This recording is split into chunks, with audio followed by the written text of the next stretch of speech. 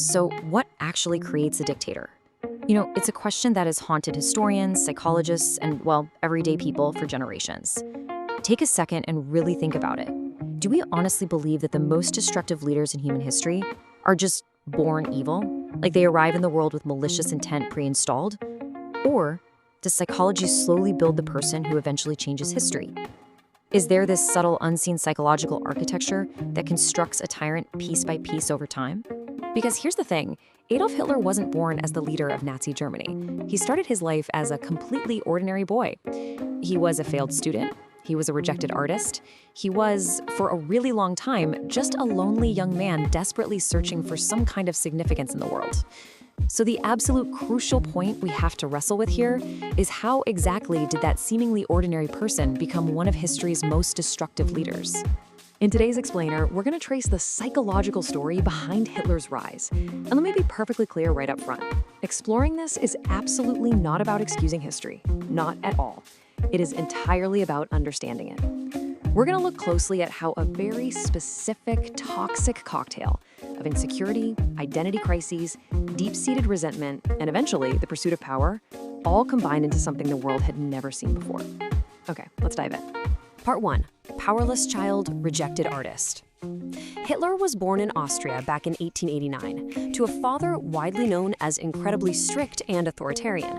In a home where rigid obedience mattered way more than warmth or emotional connection, a powerless child's developing brain really just has to figure out how to cope. Psychologists will tell you that kids growing up under that kind of rigid control typically develop one of two responses: submission or overcompensation.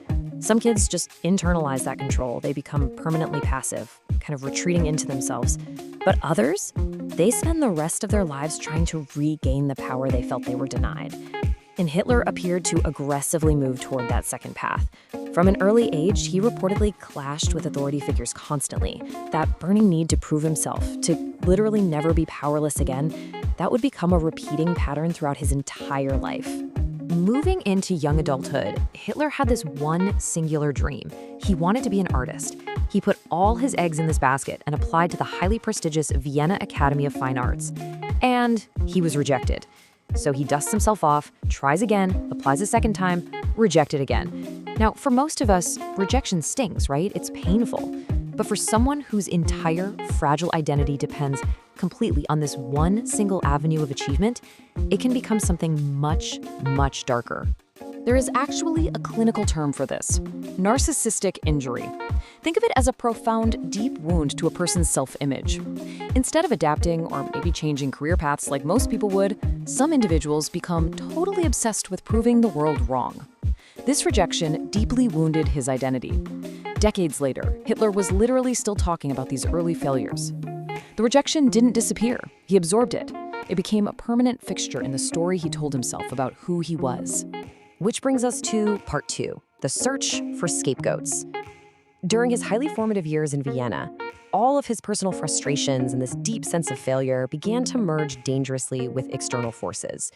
He was suddenly exposed to a toxic brew of intense political propaganda, rising nationalism, and rampant anti-Semitic ideas. Look at the stark contrast in how people handle failure. A healthy psychological response usually involves some self-reflection. You ask, what did I do wrong? How can I get better? But the dangerous psychological track is asking, who is responsible for my suffering? It shifts the focus entirely outward. Rather than seeing his failures as complex, personal shortcomings, he increasingly started viewing the entire world through this dark lens of blame. And that leads us to a concept called externalization. Basically, it's the psychological tendency to blame others for your own failures. When an individual, or honestly an entire society, starts searching for incredibly simple explanations to really complex problems, scapegoats inevitably emerge. History shows us this time and time again. It's just so much easier for the human brain to point a finger at a specific group than to sit with the uncomfortable complexities of systemic issues. Part 3. Identity forged in war. When the world erupted into World War I, a massive psychological shift happened. For the vast majority of soldiers in those trenches, the war created unimaginable trauma. But for Adolf Hitler, it actually created an identity. The military gave him purpose, structure, and belonging. Now, these aren't just perks of joining the army. These are 3 fundamental psychological needs that every single human being has. For a guy who had felt completely isolated and rejected by society, the military environment served his desire for significance perfectly. He finally fit in. He finally had a real role. But then the war ended and Germany lost. Many citizens naturally felt humiliated by that defeat, but Hitler experienced that loss with an intense, burning severity. The collapse of Germany wasn't just a political event for him. It felt deeply, deeply personal. The very institution that had finally given his life some meaning had suddenly catastrophically disappeared overnight. He was totally adrift again. Moving to part 4, the illusion of certainty. Following the war, Germany entered a period of intense social and economic chaos. And here is where the psychology gets especially important. Human beings desperately crave certainty during unpredictable times. When the world feels scary, we look for a steady hand. Notice exactly what Hitler offered to the public. Simple answers, simple enemies, simple solutions. He recognized the public's overwhelming anxiety and just fed them a simplistic rhetoric that neatly categorized the world into black and white, good and bad. There was absolutely no nuance, only absolute, unwavering certainty. Psychologists call this dynamic cognitive simplicity. Complex problems, like, say, a collapsing economy or losing a global war, create massive anxiety. Simple explanations dramatically reduce that anxiety. And here is the truly terrifying part. They reduce anxiety even when those explanations are completely factually wrong.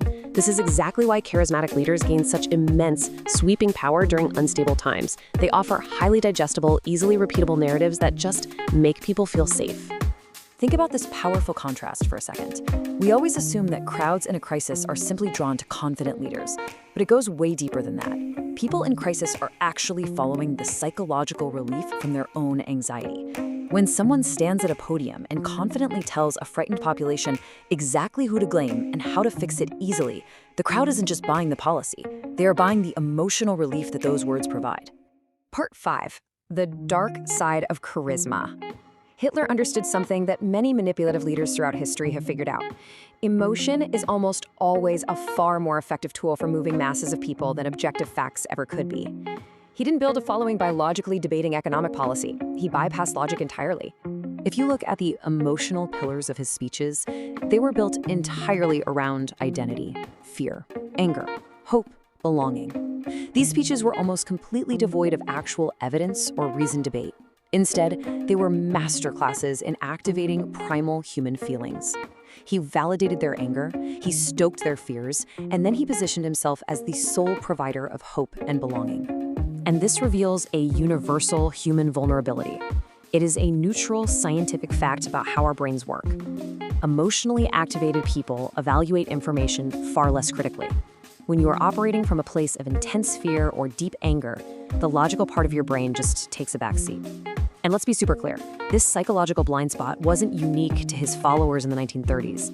It is a biological trait that all human beings share, no matter where or when they live. So, circling all the way back to our very first question, what actually creates a dictator? Well, as we've seen, there wasn't just one single cause. It was this exact compounding checklist. An authoritarian childhood, a devastating string of artistic rejections, severe identity crises, the trauma and subsequent purpose found in war, deep-seated resentment, exposure to radical propaganda, widespread social instability, and finally, weaponizing the fundamental human desire for certainty. All of those forces locked together to build the architect of one of history's darkest chapters. Which leaves us with a pretty heavy final question. Are we recognizing the patterns before they happen again? The takeaway of this explainer isn't just about understanding one man from the past. It's about understanding the psychological forces that can influence literally any society at any time. History becomes incredibly dangerous when populations stop asking difficult questions, shy away from complex truths, and start searching for simple enemies. The psychology we explored today isn't just locked in the past, it's a blueprint. And the real question is, what are we going to do with that understanding today?